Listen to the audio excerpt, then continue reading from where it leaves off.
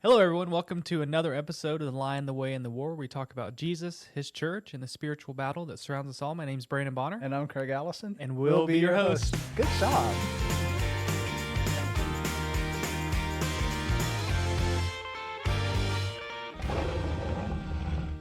All right, welcome back, everybody, to yet another episode. We are going to transition the topics. We're moving out of. If you've listened to the past episodes, you can see kind of we're boxing these things into like separate categories, and we're going to move into some family dynamic stuff. So today we're going to be talking about how raising kids is difficult. All the issues that come about raising kids, trying to raise our children in a good Christian environment with all of the pressures and the environmental, the culture stuff that's going on. So it's hard. It's hard to do that. So we're gonna jump into that. I've got some talking points here that we're gonna be talking about. I am a parent. You're not. I'm not.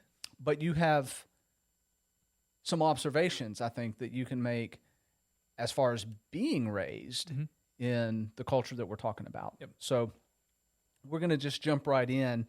And really, this question, I'm hoping that we're going to get to a deeper answer to, which is how do we raise children who love Jesus deeply when everything around them is telling them to love the world? And so that's a huge issue. Yep. Yeah, I mean, initial reaction to that question is by example. As a child, I'm not a parent, but as a child, I observed pretty heavily. You watch your parents and parental figures in your life, and you observe them and the way they act and their perspective, and you pick up on those things because, I mean, that's your whole life for a large portion of your childhood. I mean, aside from a couple friends, the only thing that you know is your parents. Yeah. What's interesting, too, is I don't think parents appreciate just how small of a window they actually have to instill a good solid foundation. And if they slack off during those early years, it's not long. I mean, it's 5 years old basically, and other people have your kids longer than you do. They enter the school system, preschool or whatever, and so literally they're with other people more hours of the day than they are with the parents. And so it's pivotal what they're seeing and learning during those first 5 years. And so I think that's one of the things that as parents we need to be considering. So along those lines then, the question that I pose is, are we more intentional then with our child rearing than social media or school or peer influence? So that question to parents is, are we being more intentional, recognizing the fact that we have that small window? What's your observation on that, Brandon? So, as you mentioned, I'm not a parent, but I also am in a stage where I'm working a full-time job. My wife works a full-time job. And so at the end of the day, when you come home, you're pretty worn out. Yeah. So I can definitely see how, and this is the same for marriage as I'm sure it is for being a parent, but I could see, especially if you're a working parent, it could be easy to kind of put on autopilot. And not intentionally letting, social media or peers or school be the main source of influence, but just as a byproduct of kind of our culture of being busy bees and busy bodies, you've went years where you're just on autopilot as a parent or autopilot as a spouse, and next thing you know, I mean, you've passed the point of having a very significant, impact on your child. Yeah. One of the things that, when I think back before we had kids, I was not necessarily thinking about this topic. I was so engrossed in just the process of being a new dad, having a little infant at home, all the safety stuff, just the changes in lifestyle, the rhythm of the home life completely changes. To your point, how do we now juggle this little dependent creature that we've got, that we have responsibility for, with our school schedule? How do I not warp this little baby? Yep. And for me, that was a real issue because I have a tendency to warp young minds if I'm not careful, because I'm so weird in so many different places. And I own that. But yeah, we're talking about the rhythm then of life. And I think one of the things that's easier said than done is, like, if I'm giving you advice, is start thinking now before you even have kids about what that rhythm is going to look like, where Christ is going to be the center of that daily rhythm. So what types of things are you going to be doing?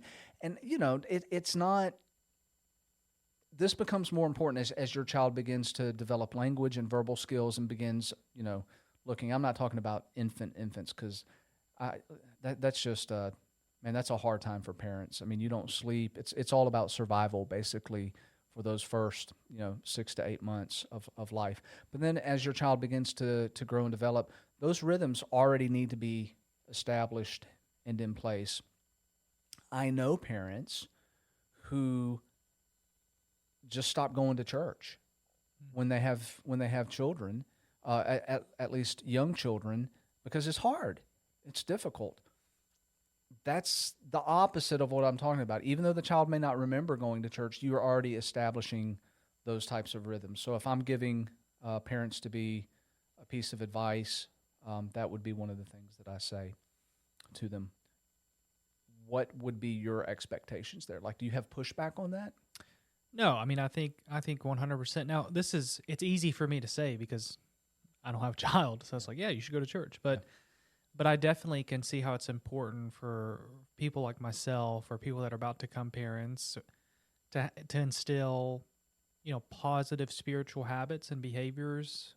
So when life changes and drastically changes with introducing someone that's completely dependent on you in an extremely challenging part of life, that you've established those spiritual behaviors and patterns, so at least you're rooted in that. And so you can continue to be rooted so that child also picks on those, spiritual habits and behaviors. So I think that's, super important. And again, I'm not saying that I do all those things, but I definitely have thought about, Lexi and I have talked about, it's important for us to have positive spiritual habits now, not try to figure it out once the child's already here. Because at that point, you're trying to survive and trying to change your, spiritual habits. And I can tell you from experience, I can't remember exactly when it was, but our kids were little. And I say kids, I don't think our youngest was born yet, so it was just the older two. And we drifted out of the habit of getting up on Sundays and going to church, and then going back on Sunday nights and Wednesday nights.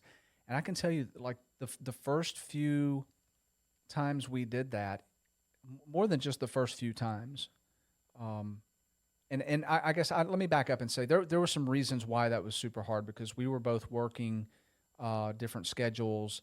I was on night shifts and then would switch doing some swing shift stuff. So it became really hard, especially when I worked, all day Saturday and Saturday night, and then I roll in on Sunday morning and trying to get the kids together. And Betsy's also, her schedule was. So, all of these things that I'm using, as an excuse for not to go to church. And we justified it. And the first few times we did that, it was really hard. We felt guilty. But it was amazing how quickly it became so much easier to not do that, and we just weren't thinking about it anymore. And then that became the new rhythm. And do you know this about me? Nope. Okay, so I hope Betsy doesn't get mad for me disclosing this little dark secret of the Allisons, that we were skipping church as parents, and not just skipping church and worship, but all the things, the community, everything that is so needed that goes with that. So I say all that to say that I think that's a common thing that people do. And then when you do that long enough and your kids do begin to get to an age where they recognize that kind of stuff, going back is super awkward, because then it's like, what are you doing? Why are we going here? Right. What is this about? And that's tough. And it sets you up for those kind of like, how can I talk to my kids about going to church when I didn't go? Yeah. Yeah, and something else too that I was thinking of, community is super important. And I think you and I may have talked about this a few weeks back about, Lexi and I are very blessed to have a very strong community of friends that we've, grown up with, high school, college, and so forth, post-college. And so having that strong community, if Lexi and I were to have a kid right now, which we're not, this is not an announcement, but if we were having to happen to have a kid right now, and we did pull back and stop going to church, I mean, it'd be a different ball game. Cause like, hey, why aren't you? You know, there's some accountability there. There's a community there that we would have to remove ourselves from, which would be extremely difficult. But also that community would surround us and provide, you know, support and accountability of like, hey, you know, you need call you out on it. Yeah, you need to be in church. Yeah, that's interesting you said that, because that's not that me and Betsy were antisocial, but we didn't have that. And so there wasn't really that piece of accountability, and it was much easier for us to do. So yet another added benefit of community. So I want to talk a little bit about materialism versus contentment. How do we raise grateful, content kids when everything around them says that more is better? And we've touched on this this idea of like, what is your identity and that kind of thing, and establishing identity. And for our young kids today that are being raised with a Christian worldview, that pressure to adapt the culture of the world is really, really huge.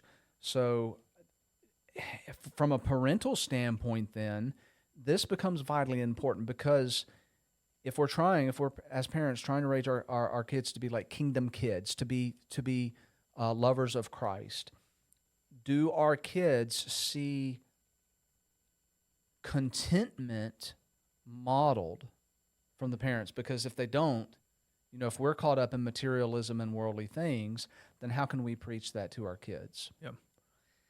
Yeah, and this is I could definitely see how this could be extremely challenging, because you got two forces at play here. First off, you know, you work hard, you know, have the position, the ability to buy things or get things that you maybe never were able to obtain in the past, and so that can be very enticing. Yep. And you think about it, it's like, well, there's nothing inherently wrong with buying X, Y, and Z, and maybe that's the case.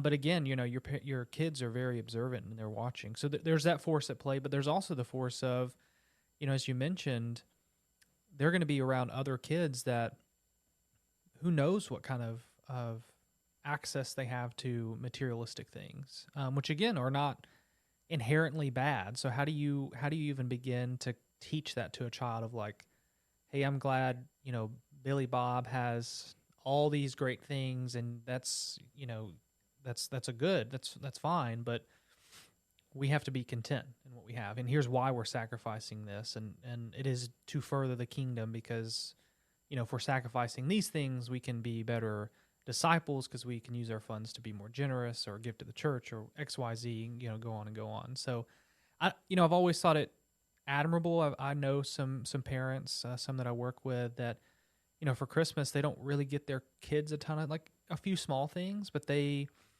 you know, pull their money to give gifts to families that are in need or go serve at some sort of, you know, food bank or whatever it might be. And I've always thought that was super impressive, and just wondering, like, what are the values, what are the things that a kid's picking up on if every Christmas, you know, typically a holiday where there's a lot of gifts exchanged, them being the ones that are giving gifts or giving service or, you know, participating in providing for those that are in need. Yeah, I think it sets a huge precedent as far as the impression, their takeaway is that, you know, my parents care about other people. It's not just about them. It's not just about them obtaining stuff for themselves. And unfortunately, I think a lot of kids that are being raised in quote unquote Christian homes are very focused on the materialistic world. What they think about when they think of mom and dad is a parental system that is always trying to climb that ladder higher and higher and higher, obtaining more stuff, comparing themselves to, you know, what the neighbors have, who's got the nicest car, who's going to the nicest school, who's got the more, you know, the most stuff, well, all of those things. And again, not to harp on, you know, wealth or anything like that, because, and we'll address that topic later on. You know, is it okay for our Christians to be wealthy? But, you know, this dives in, what are you doing with that money? I mean, is it balanced, or is it so lopsided that your kids' takeaway from that is my mom and dad care a lot about stuff, and I don't really see them living out the gospel, like I hear at church, like I hear people talking about. I don't see that at home, and so that's a tough questions that parents have to ask themselves. Hebrews chapter 13, verse 5, talking about being free from the love of money. Matthew 6, don't lay treasures up here on earth. You need to be laying treasure up in heaven. So these are things that we know from Scripture.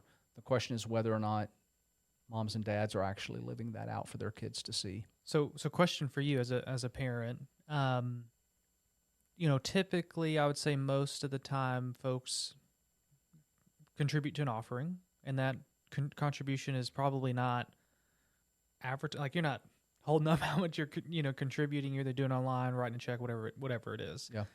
And so do you, as a parent, make your kids aware of that financial transaction that you're doing? Like, how do you teach your child, I guess, that's...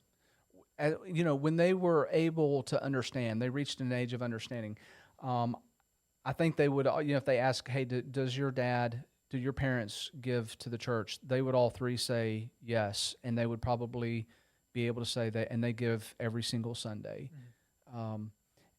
When they got old and began to understand money, we talked about giving, and we talked about the very first thing you do with your money when you get a paycheck. The very first thing you do is you set aside money for God. And the question, well, how much? That the New Testament is not giving direct numbers there. Tithing was part of the Old Testament, so 10%. Mm-hmm. But the idea there, the spirit of that, is that God wants the best. He doesn't want leftovers.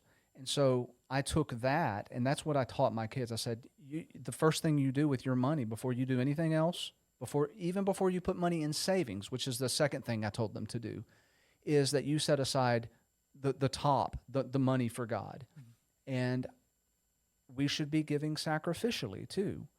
So when I look at the end of the month, I look at my bank statement, and if I've spent more money on going out to eat than I have on giving to God, personally, I think there's some issues there. I think that's a problem. And so I want to be able to tell my kids, without feeling like a hypocrite, sure, pay God first. It's His money anyway. Right. You're just giving it back. And what I have found is the more that I have given, the more God has blessed me. It's a fundamental truth.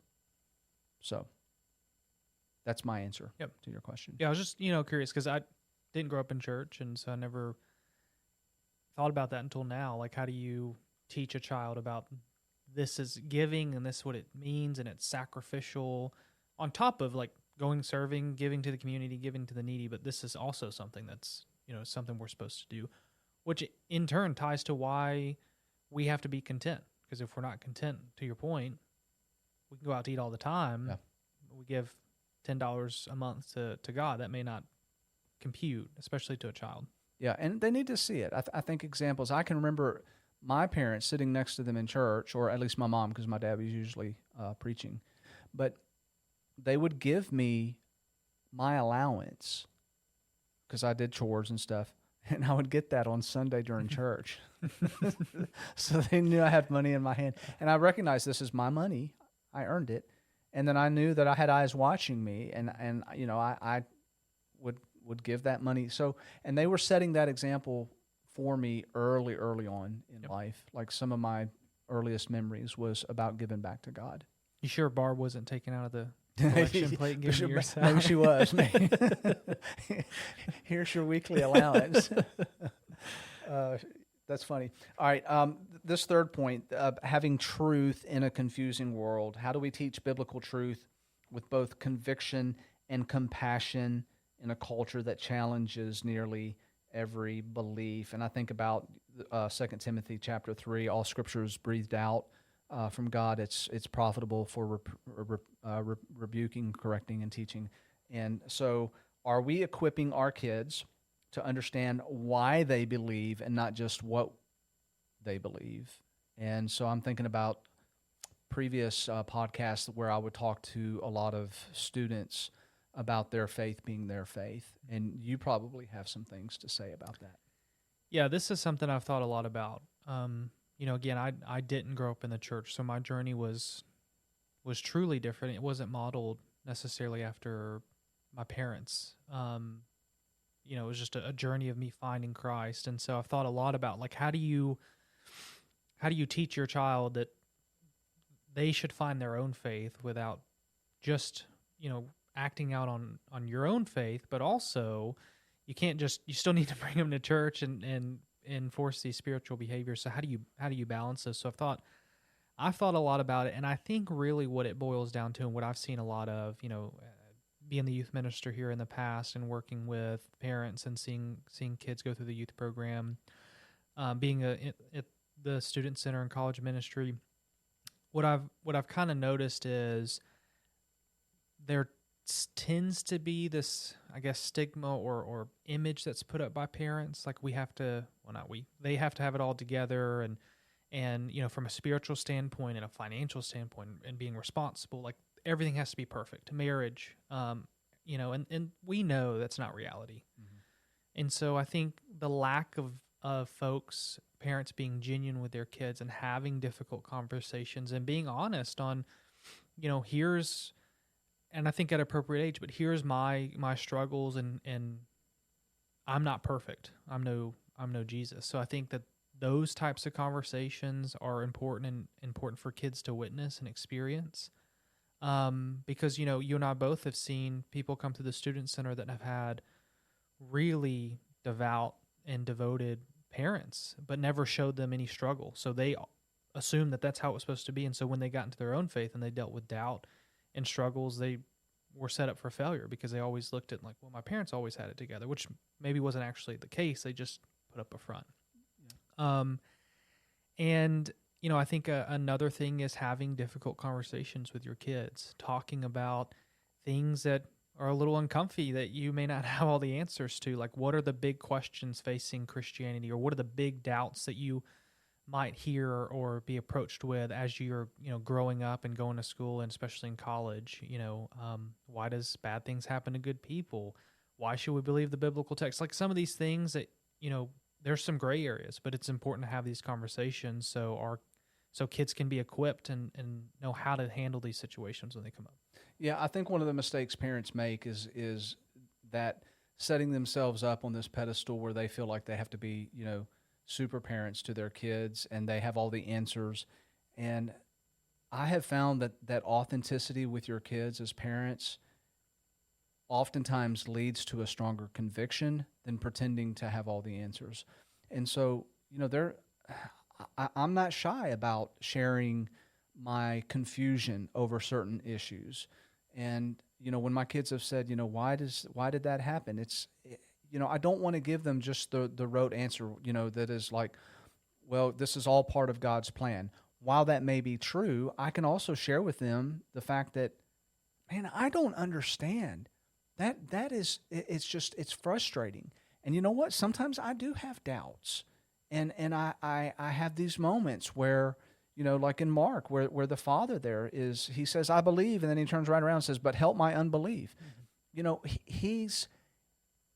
He's exposing the tension that I think resides in all of us as people of faith, and to hide the fact that we might struggle with our faith issues and not have all the answers and not understand God's timing and God's planning and why he allows certain things to happen, does exactly what you were saying. It sets our kids up for a false narrative that's just not the reality. And if we can prepare them for that and wrestle with those issues at home in the safety and the security and in a place where they have that trust already built, that's what builds a stronger faith. That's what builds stronger conviction. And so if you're a parent listening to this, don't be afraid to show your vulnerability to your kids in those areas and wrestle with those tough questions. Yeah, and I know, you wrote about this in your book, but it's important for you to be involved in a church and in a community, because there's a lot of statistics and research done that if kids have another spiritual role model aside from their parents, they're more likely to stay in the church. Yeah. And so having a church community where there's other people that they can look at and go to with things they may not feel comfortable going to you with, or having spiritual conversations that they may not feel comfortable having with you, that's an extremely, extremely powerful tool, which all goes back to, your first point is like, it is very important for us to be in a church community, and our kids grow up in those communities. Yeah, I was beginning to be worried with my oldest son, and he was reaching an age where he knew the Bible. He knew Jesus, and that Jesus had come and was a man here on earth, God in flesh, and died. And this idea of getting to a place of accountability where, what do you do when you believe all those things? Well, Scripture teaches that you need to be baptized. And we had looked at all the Scripture that talks about baptism and why we do it and all of that kind of stuff, and he wouldn't do it. He would. It's just like I'm like waiting for a sign or something. And I had talked to him until I was blue in the face, and nothing that I said, nothing that Betsy said made any difference at all. And then Cody, one of the student ambassadors at that time, just said, "Harrison, what are you doing?" Had a 10-minute conversation, and the next thing I know, he was ready to be baptized. And so to your point, I mean, that's the power of having people in your life that are a part of that Christian community that we have. Yep. And a good example of growing the kingdom, right? So Cody baptized Harrison. Harrison brought me to church. Cody baptized me. Mm-hmm. Harrison, baptized someone a couple months ago. I mean, the kingdom is continually growing because of one or two people in your church community, and your kid can have a huge impact on growing the kingdom. So it's also, this is a disciple relationship an approach we should take in those relationships. Yeah. Okay, so this next point, I think we have two other points, but I don't think we're going to get to them because I think this next one is going to take up the rest of the time. This was one that we got into a little bit. I think it was the last episode. But it's more related. I said, we could do a whole podcast on this one episode.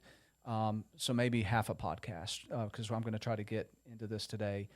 And I don't frequently go back and listen to old podcasts, but I listened to that one specifically because I remember saying, what was it that we said that we needed that was a whole nother podcast? And so as I listened to that podcast, I'm afraid that maybe I came across and said some things that from the female perspective could have been taken like, what are you kidding? So I want to unwrap that a little bit. This is all about, we're talking about raising kids in a world, in a culture that is going to, instill in them the Christian worldview and not be as prone to taking on, what the world looks like. Okay. So the idea of modesty and dress, that was in relationship last week to like social media and the things that they were posting online and that kind of thing. So I want to jump into this, and I want to set this up with some scripture here. So 1 Timothy 2, 9 and 10 talk about modesty and self-control to answer. And, I've heard people say, well, there's nothing that talks about modesty in the Bible. That's entirely false. There is. 1 Peter chapter 3 talks about external appearances, and there's some others there, but just to park it on those two. And then these questions that I pulled after listening to last week's podcast. And I'm going to ask you the question, and then I may have some follow-up on it. Okay, so you made a comment about both boys and girls, male and female, having some accountability there. So the question is, should boys be taught to control their thoughts and actions regardless of what they see? Yeah, 100%. Because here's the reality. First off, boys are going to see it, whether it be on the internet or at their schools or on social media. I mean, we talked about this. We talked about the exposure to explicit content comes at a super early age.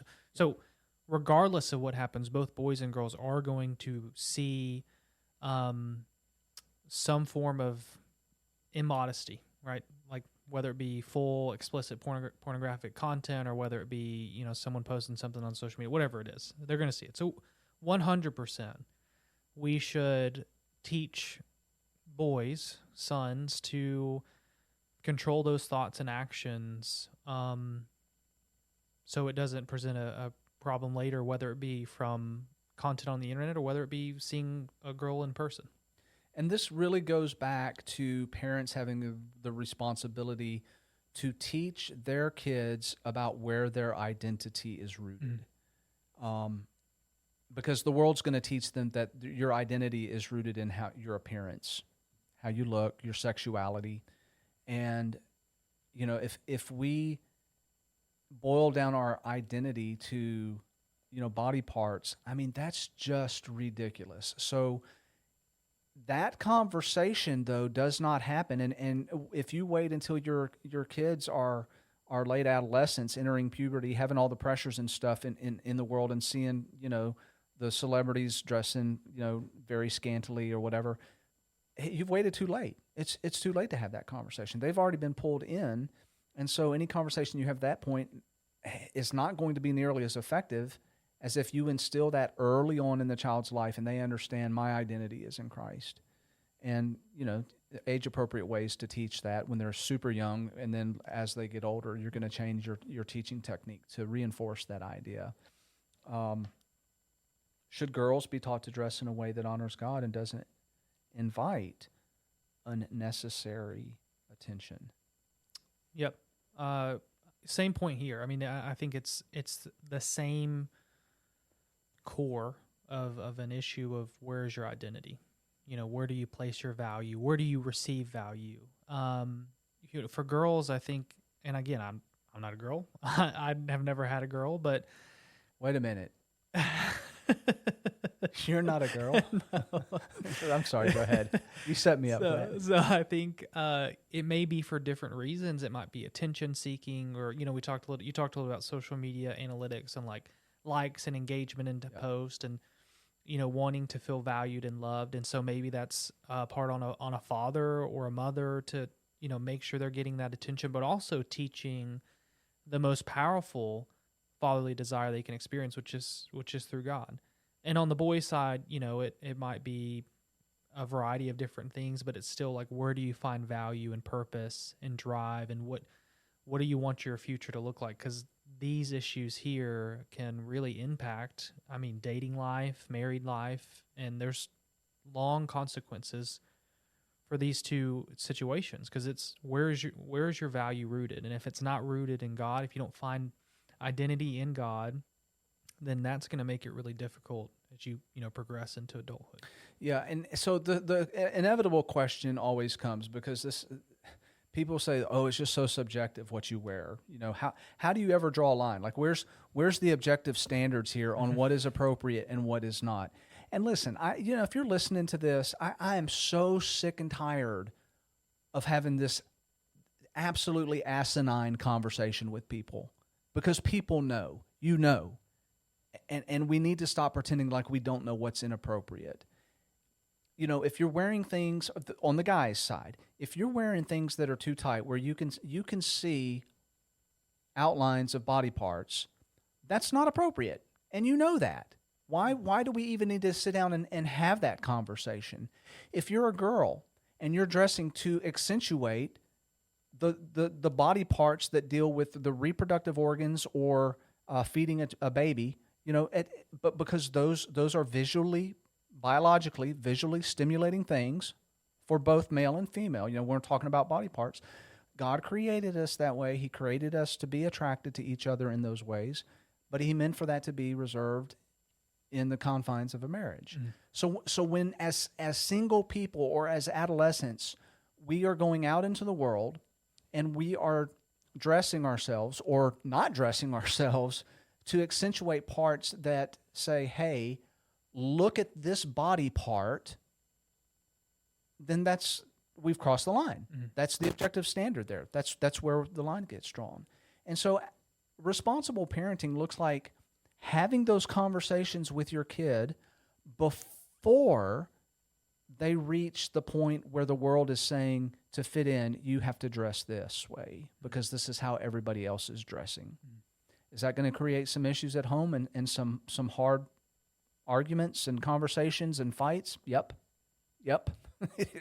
It is. And just moms and dads need to prepare for the battle on that and understand that if you've done the work before, and establish those guidelines. And when you get to those points, the fighting, there will be some, but it's not going to be nearly as hard as if you had not had those conversations. What are your thoughts now as a younger guy that doesn't have a daughter? I think another thing that I think about is confidence.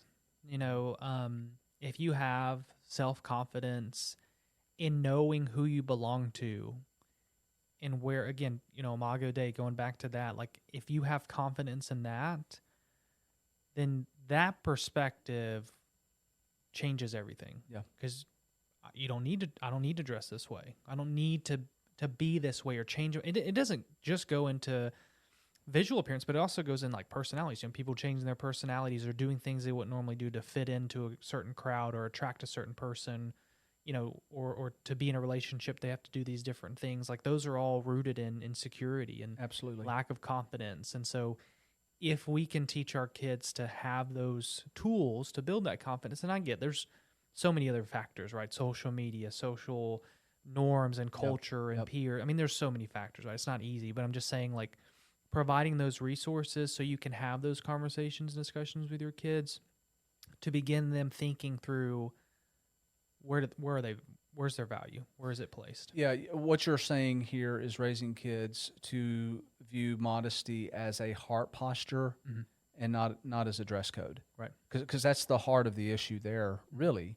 And when you have a child that understands that, and that, by the way, moms and dads, listen to this, that can be taught from an early age. And, it takes moms and dads both pouring into their kids, establishing that identity where when they're older, they don't even want to look at celebrities or look at their friends and see, and they've got eyes in their head. They can see how they're dressing and how boys are looking at girls that dress that way and how girls are looking at boys that dress that way. They're able to see that and pick up on that. And at that point, even at a young age, understand what's actually happening there, which is a super cool thing if parents have done their work. Yep. Yeah, and it's important for men and for boys to, how do we view women and girls, right? They're not objects. We're not objectifying them. And so how do you teach that as a parent to a child of like, this is a person, this is someone that God's created, and it's important to look again at heart posture, your own heart posture, their heart posture, to really make an assessment of like, is this someone that's compatible? Obviously thinking, much later down the road, but I think it's very important for us to talk about these things. And again, this kind of goes back to what we were talking about a minute ago, but these aren't easy conversations. Yeah. I mean, I don't think, I don't know, maybe you're just biting at the bullet to have these conversations with your kids, but I don't think so. Yeah. So, these are difficult conversations. They're uncomfortable. They're easy to just maybe never have, or I'm on autopilot, I'm not going to think about that, or I'm going to wait till it's too late. These are things that, we need to start talking about early. And, dads can have the conversations too with their daughters. And, I just thinking about, the types of conversations I had when, like, you're driving, having a father-daughter date, and engaging your young daughter in conversations like, tell me what you think about how your mom dresses, where you're connecting now a godly example to somebody and really getting the feedback from your daughter. And then that becomes a teaching moment. And it's done in a way where it's not going to embarrass or shock, or it just feels weird and awkward. And those are the types of conversations that you are intentionally planning. Dads, I'm talking to dads specifically, because dads honestly play a bigger role on this with both sexes, okay? Because you mentioned it before, identity with daughters. One of the, man, there's so much here, I feel like I'm talking so fast. There's a lot of psychological stuff going on in the female brain and her appearance and her acceptance and her identity that are rooted in the relationship that she has with a father. If there's a father figure, a good, healthy father figure, okay? So there's part of that. But then the boys also are looking at their dad as examples as well. So dads play a huge part in this. And so dads, if you're listening to this, you need to understand that it is your responsibility. You're the primary teacher on this, and you're going to model this behavior for both your daughter and your son in these ways. Not to say that mom doesn't have a big part to play in this, because she does. She needs to have other conversations with her daughter that the dad can't have. And so that needs to be taking place as well. but dads need to be building up their daughter, understanding that if you're not engaging your child in ways that uncover these things and bring up ways to have these dialogues, somebody else is going to do it. And it's not going to be the person that you want influencing your child. Yep. And here's another thing. I mean, I think you would have to look at yourself as a parent as where's your heart posture? Yeah. Where do you find your value and your confidence? And, same for your spouse. I mean, those are important things to begin thinking about, now before you have kids, or even if you already have one. Like, again, that's important too, because I mean, kids are very observant. They notice a lot. What's interesting is that dads don't really think about this in terms of how women are dressed until they have their own daughter, and then they begin to realize, that this is a problem. Mm-hmm. That's if I could get parents to understand, especially men, to understand that, those girls that you're looking at when you were a teenager, when you were in college, that's somebody's daughter, and when you have a daughter someday, you're going to understand way better if we can get in that mindset before that time, so that becomes ingrained and instilled. That would be a good thing. Closing thoughts, final thoughts. Oh, this was an interesting episode, especially not as a parent. But I think it's important to remember. We've talked a lot about a variety of different issues, but I think there's a central theme emerging, and it's community. It's church community, and there are so many complex issues in our culture and what we're dealing with. You might be a parent, you might be a spouse, you might be single, you might, whatever it might be, whatever sin that you might be dealing with. There is a central theme of community being extremely powerful as a tool, and I think that's why Christ gave it to us. So, that's my thought. I think it's important for us to be plugged into a church community, and one that we can root ourselves in and be held accountable. I thought you were going to say the emerging thing here in all of these is identity. But church community, yes, absolutely. We should get like a board here and just like start putting up, plugging in the main themes. Maybe that would be a cool thing to do. I think identity is, but community is almost like the practicality, how you get there. So yeah. Well, I hear the music. That's Parker trying to say. It's time to go. Wrap it up. All right. So thanks for listening. Join us on all of our social media outlets and platforms that we've got. They're on all the places. A shout out to our sponsor, Central Church of Christ and Ministry League. They do a great job in all the things allowing us to do this and plugging us. Until our next episode of The Lion, the Way, and the Word, be kind to one another, love one another, and remember, the Creator of the universe loves you so much that He gave up His only Son for you. Have a blessed day.